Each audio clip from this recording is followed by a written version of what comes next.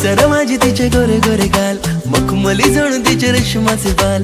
रोज रोज talk करून झालेला आहे हाल, लटक मटक तिची नखरेली चाल माझी बाल.